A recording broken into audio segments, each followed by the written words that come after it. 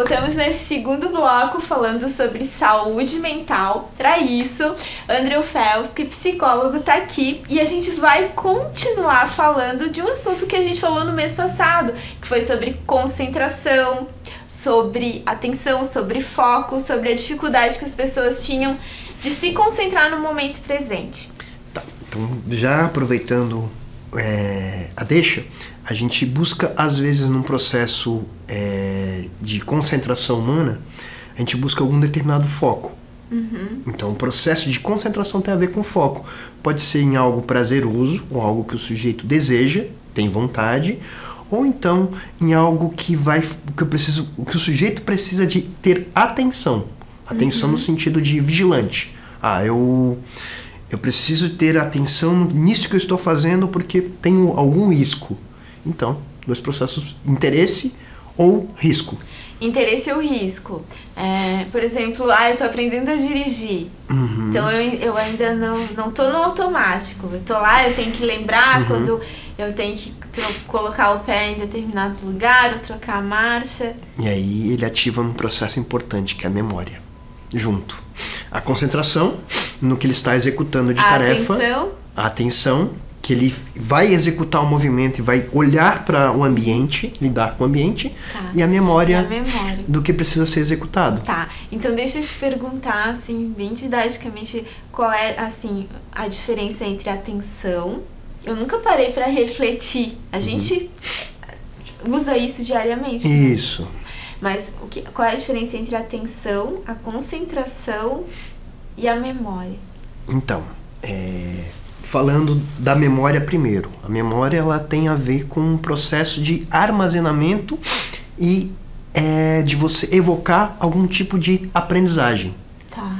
Eu aprendi, então eu memorizei. Então está ali guardado e armazenado. A concentração humana, ela tem a ver com aquilo que eu estou aprendendo e lidando com algum problema, alguma situação. E a atenção tem a ver com o foco que eu vou dar também naquilo que eu estou aprendendo. Naquilo que eu estou aprendendo. Então, não tem como não transitar constantemente nesses três constituintes do aparelho cognitivo. Eles estão interligados. Estão interligados. Memória, sempre. Atenção e concentração sempre. E a atenção pode estar ligada ao medo também, né? Com certeza. Com certeza. Se eu focalizo alguma coisa, eu me concentro naquele dilema para eu resolver. É interesse ou medo? Interesse ou medo. Se eu estou numa condição, por exemplo, que eu tenho que estar atento àquele evento que está à minha frente, eu vou o quê? Eu vou me concentrar em executar alguma coisa, seja para eu atuar sobre aquilo ou me retrair sobre isso. Né? Então medo de ser assaltado. E aí eu tenho uma experiência. Ou eu tenho alguma informação que eu armazenei ali. Eu vou para frente ou vou para trás. Então eu estudei, eu vi, eu li, eu imaginei, ou alguém me orientou e eu evoco a memória. Tá. Junto com a atenção naquele desafio a ser resolvido. E me concentro no que eu vou fazer. Se eu vou pensar, se eu vou falar, ou se eu vou ligar para alguém. Então eu vou ter atitudes sobre isso, eu vou operar sobre aquela situação. Então é uma coisa muito mais complexa, né? Entendi. Isso acontece, por exemplo, um exemplo prático. Os concurseiros ou os estudantes, em geral, os estudantes que vão fazer prova de colégio, universidade, mas também os concurseiros que se preparam anos, às vezes. Sim. Né? E eu acho que tem uma carga emocional forte ali. E aí eles vão treinando, praticando. Aquele momento. Para conseguir armazenar e ficar em memória aquilo. Só que o que acontece? São multifocos, né? São muitos momentos em que o sujeito vai se concentrar em várias informações. E ele ficar atento frequentemente vai gerar uma sobrecarga nesse organismo, vai gerar aí um excesso. E aí a informação não vai ser armazenada como deveria. Não tem as pausas. Não tem as pausas. Então, ou seja, necessariamente, obrigatoriamente precisa ter pausas nesse processo. Porque senão não assimila e não acomoda conhecimento. E naqueles casos, André, o que dá um branco, que eu já escutei muito. A pessoa se preparou anos, Sim. realmente estudou bastante, fez a parte dela, chegou lá e apagou. Isso é comum, né? Sim, é comum. O que acontece na mente dessa pessoa e o que fazer, como trabalhar a mente para isso não acontecer? Então, o sujeito ele vai treinar realmente o processo de concentração dele. Ele vai executar processos em que ele se concentra um período, desfoca e vai para outro conteúdo ou outro assunto mais leve, em que ele não precisa estar em constante excesso de atenção. Eu estou lendo uma informação importante, depois eu vou para uma informação secundária que eu não preciso estar tão atento àquilo. Então, fazendo esse processo, mesclando essas informações, o sujeito ele vai conseguir assimilar melhor e acomodar o conhecimento. Daí entra a disciplina? Exatamente. Talvez ali de se organizar, ou talvez não a disciplina, mas a organização. A organização, um planejamento em que o sujeito ele vai gradativamente, né, lidando com aquela informação, absorvendo ela, testando ela, avaliando se ele está atingindo algum resultado ok, né, para que ele não crie esse apagão, esse burnout da informação. Seja no excesso de trabalho, né? Que é um trabalho, concentrar e memorizar e ter atenção é um trabalho. Tá. Um trabalho para o sistema nervoso. Sim.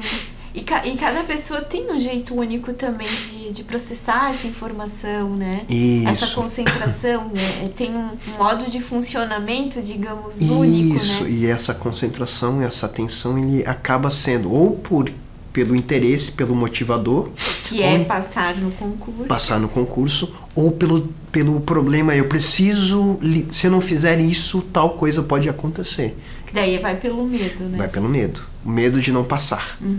Se o sujeito ele foca no medo de não passar, obviamente, né?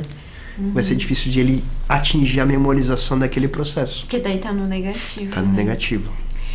E André, eu acho que semelhante, assim, esse exemplo que a gente deu foi muito bom, né, dos estudantes, dos concurseiros, mas, por exemplo, assim, também, quando a gente fala de atenção, de concentração, de memória, vai muito para os workaholics, os que não param de trabalhar.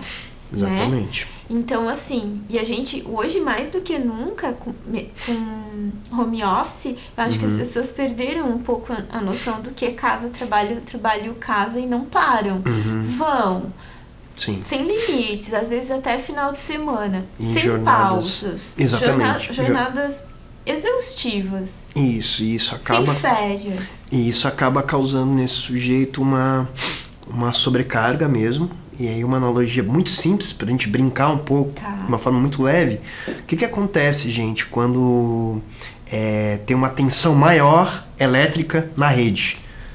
Se tem uma resistência naquela unidade de casa. Cai o disjuntor. Desliga, cai o disjuntor.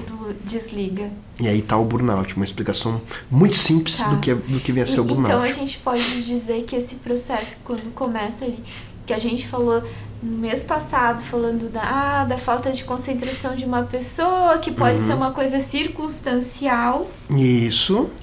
Pode virar uma coisa patológica e pode desencadear num burnout. Exatamente. A gente está falando, né, de um grau mais elevado.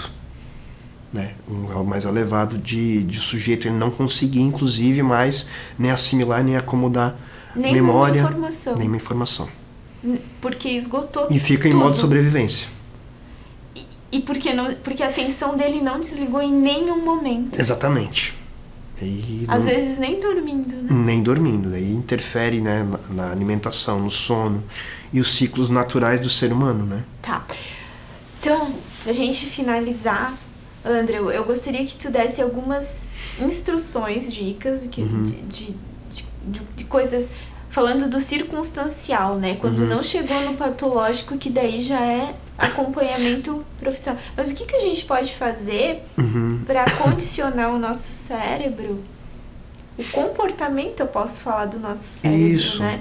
Isso. Pra gente não chegar nesses extremos. Então, o hábito humano de a gente conseguir dosar os nossos ciclos, que tem a ver com o processo. Os nossos comportamentos, as nossas ativações, elas são como se existisse uma senoide, um alto e um baixo. um alto e um baixo. Então, ou seja, vai ter momentos que eu vou precisar me concentrar mais, ter mais atenção para poder memorizar um processo, mas eu preciso também reduzir esse processo, desativar um pouco.